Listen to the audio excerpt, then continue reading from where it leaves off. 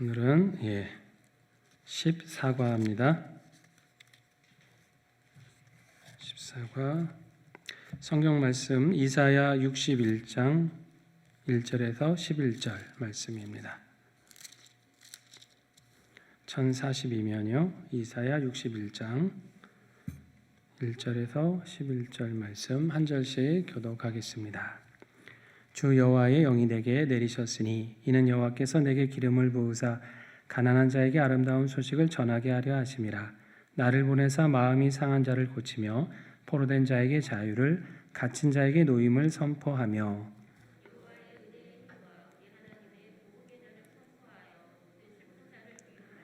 무릇 시온에서 슬퍼하는 자에게 화관을 주어 그 죄를 대신하며 기쁨의 기름으로 그 슬픔을 대신하며 찬송의 옷으로 그 근심을 대신하시고 그들이 의의 나무 곧 여호와께서 심으신 그 영광을 나타낼 자라 일컬음을 받게 하려 하심이라.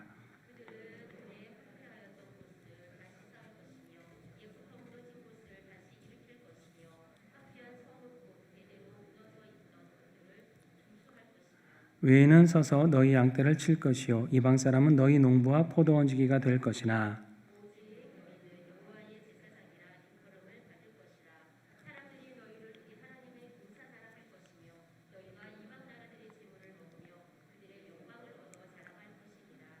너희가 수치 대신에 보상을 배나 얻으며 능욕 대신에 몫으로 말미암아 즐거워할 것이라.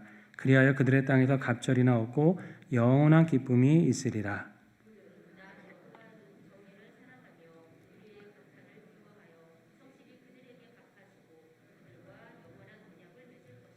그들의 자손을 문나라 가운데 그들의 후손을 만민 가운데 알리리니 무릇 이를 보는 자가 그들은 여호와께 복받은 자손이라 인정하리라.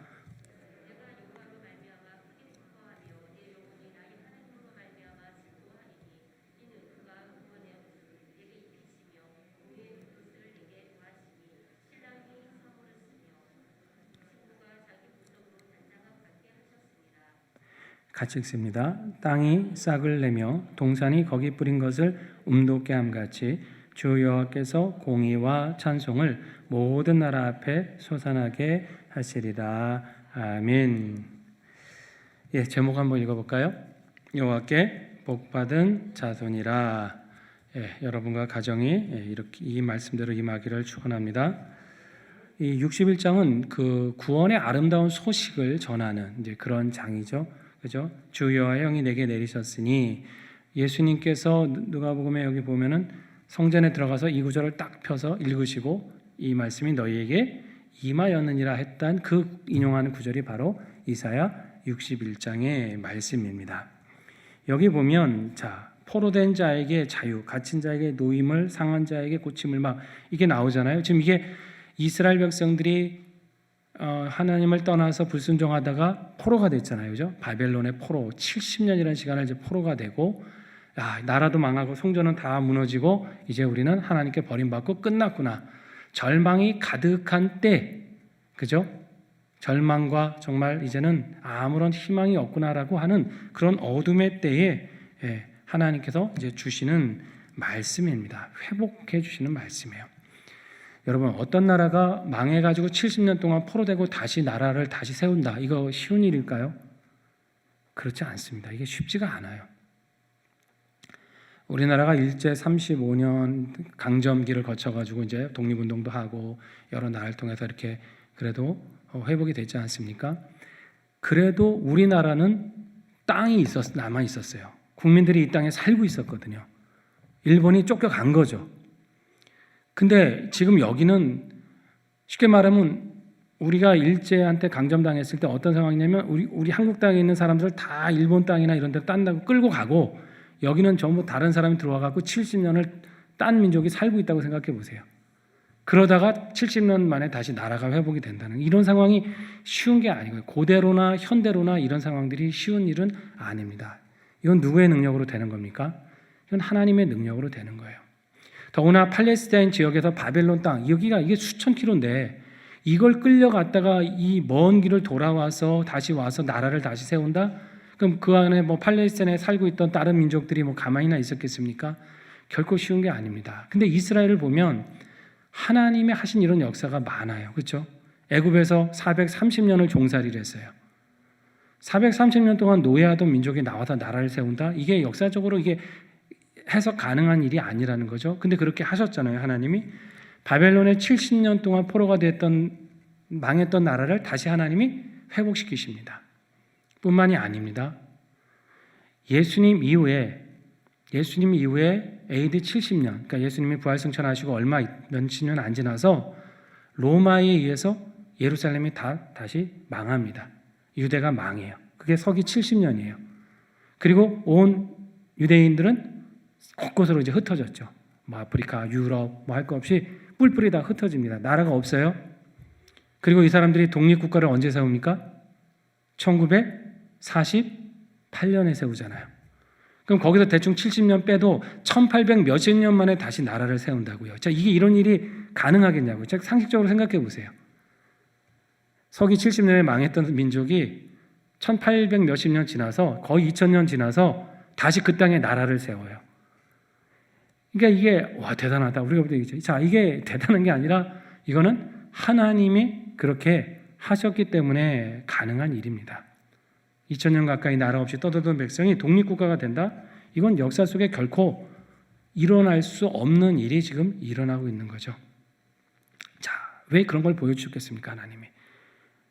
2000년 동안 말도 안 되는 그런 상황에서 독립하고 나라가 다시 서고 회복되는 것을 역사 속에서 하나님이 보여준 이유가 뭘까요?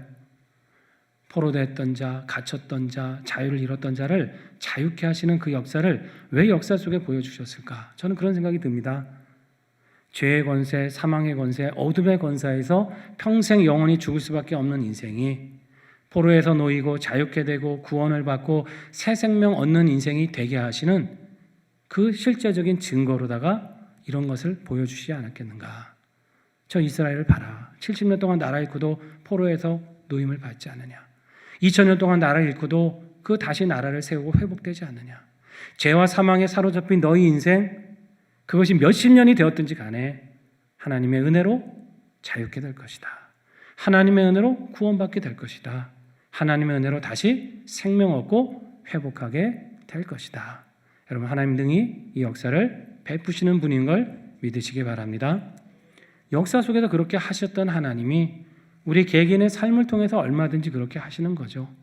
또 2000년 전 예수님을 보내셔서 그 시대를 구원하신 하나님이 2000년 후, 아니 앞으로의 세상 끝날까지도 계속해서 죄와 사망이 있는 권세에 놓였던 자들을 자유케 되고 노임을 얻게 하고, 그죠? 해방을 얻게 하는, 고치는, 슬픈 자를 위로하시고 상한 자를 고쳐주시는 그 역사를 계속해서 이루어 가신다는 것입니다. 이게 하나님이 하시는 일입니다. 자유케 해주시고 새 생명 얻게 해주시고 노임을 받게 해주시고 상하고 무너진 자를 위로하시고 일으키시고, 즉 죽어야 될 자를 살리시고 생명 얻게 하는 역사가 바로 하나님의 역사인 것이다. 그 은혜에 거하는 자는 복된 겁니다. 그 은혜의 가정, 그 자손들은 복받은 자손들이라 하는 것입니다. 핵심이 그거예요. 오늘 말씀은 결국은 오늘날 진정한 복받은 자손은 누구냐? 예수 그리스도를 믿고 자유와 구원과 해방의 역사를 이룬 자들, 그리고 그 믿음으로 살아가는 자손들, 이들이 복받은 자손이다 하는 것입니다. 자, 1번 같이 한번 읽어보겠습니다. 찬송의 옷을 입게 됩니다. 제목만 딱 잘라나가니까 그러죠. 3절 보시면, 자, 슬퍼하는 자에게는 죄를 대신해요. 뭐로? 화관으로. 그죠? 기쁨의 기름으로 뭘 대신해요? 슬픔을 대신해요. 여기 자꾸 나오는 말이 뭐예요? 찬송의 옷으로 근심을 대신해요. 자, 앞에 것과 뒤에 것은 서로 상반되는 거죠. 그렇죠?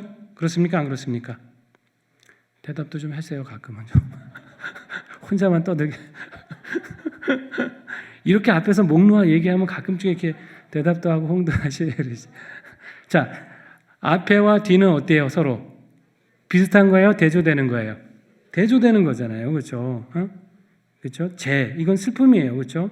화관, 이건 기쁨이잖아요. 자, 앞에까지 뒤에까지 달라진단 말이에요. 기쁨의 기름, 슬픔을 대신하고, 그러니까 기쁨, 슬픔. 또 찬송과 근심할 땐 찬송이 나옵니까? 안 나오죠. 내 마음이 평안하고 기뻐야 찬송이 나올 거 아닙니까?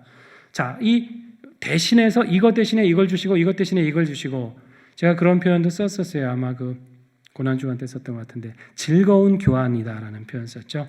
즐거운 교환. 하나님은 십자가에서 우리의 슬픔을 가져가시고 뭘 주세요? 기쁨을. 절망을 가져가시고 소망을. 죄를 가져가시고 의를. 죽음을 가져가시고 생명을. 가난을 가져가시고 부요함을. 약함을 가져가시고 강함을. 이걸 어떻게 해요? 즐거운 교환. 우리 편에는 손해나는 게 없어요. 그냥 아무거나 나쁜 거 다 가져가면 다 뭘로 바꿔주신다는 거예요? 좋은 것으로, 기쁨으로, 생명으로, 풍성한 것으로 바꿔주시는 하나님, 대신 이 좋은 것을 주시는 하나님. 이게 주님께서 우리에게 이루어주신 일이다. 여러분, 그러니까 삶에서 걱정이 있으면 어떻게 돼요? 이 걱정을 하나님이 기쁨으로, 찬송으로 바꿔주시도록 기도하면 됩니다. 슬픔을 만났어요. 어떻게 하면 돼요? 이 슬픔을 하나님께서 즐거움으로 바꿔주시도록 기도하는 거죠. 절망을 만났습니다. 이거 어떻게 해야 되나? 마음이 답답합니다. 그거 어떻게 돼요? 하나님이 이 절망을 뭐로 바꿔주시도록? 소망으로 바꿔주시도록 담대히 가지고 나와서 기도하면 됩니다. 왜? 십자가에서 이미 그걸 선언하셨거든. 그러니까 나는 믿고 가지고 나오면 되는 거예요. 근데 되게 안 가지고 나와. 누가 끌어안고 있어요? 내가 끌어안고 있어요. 내가. 슬픔도 내가 끌어안고 있고, 걱정도 막 내가 끌어안고 있어요. 절망을 내가 끌고 절망해. 계속. 생전 없어집니까? 그러면? 내가 갖고 있으면 안 되잖아요. 아, 주님 맡깁니다 하고 5분 만에 또 가져와. 새벽 기도 나와서 눈물 콧물 흘리면서 주님께 맡깁니다 하고 했다가 집에 가면서 아침밥 하면서 다시 막 가져와요. 그거를. 걱정거리 또 맡겨놨던 거 자꾸 찾아와요. 우리가 그런단 말이에요. 걱정 다시 찾아오고. 맡겼으면 정말 맡겨야지. 그게 주님을 못 믿는 거잖아요, 우리가. 아, 주님 맡겼는데 이거 제 건데 좀 다시 달라고. 이거 원래 내 거잖아요. 주님께 맡기는 게 좀 불안해. 잘 안 해주실 것 같아, 왠지. 자꾸 찾아와. 제발 찾아오지 마세요. 맡겼으면 주님이 가져가시도록 하고 대신 좋은 거 주시도록 믿음으로 기다리시기 바랍니다. 이게 잘 안 되죠, 사실. 그렇잖아요. 이게 지금 이게 뭐 잘 되면 이런 얘기 할 필요가 뭐 있어요. 안 되니까 자꾸 걱정해요. 근데 진짜 연습하셔야 돼요. 맡겼으면 찾아오지 마요. 걱정이 딱 되잖아요. 그럼 기도했던 이거 안 된다. 이거 기도한 건데 딱 맡기고 찾아오지 마세요. 그게 또 연습이에요, 연습. 하다 보면 안 찾아오집니다. 이렇게. 그것도 연습하면 확실히 달라집니다. 연습 많이 하십시오. 자, 따라합시다. 찾아오지 말자. 말자. 그냥 주님께 맡기고 가시기 바랍니다. 자, 즐거운 교환이 이루어지는 거예요. 자, 2번 같이 읽어봅니다.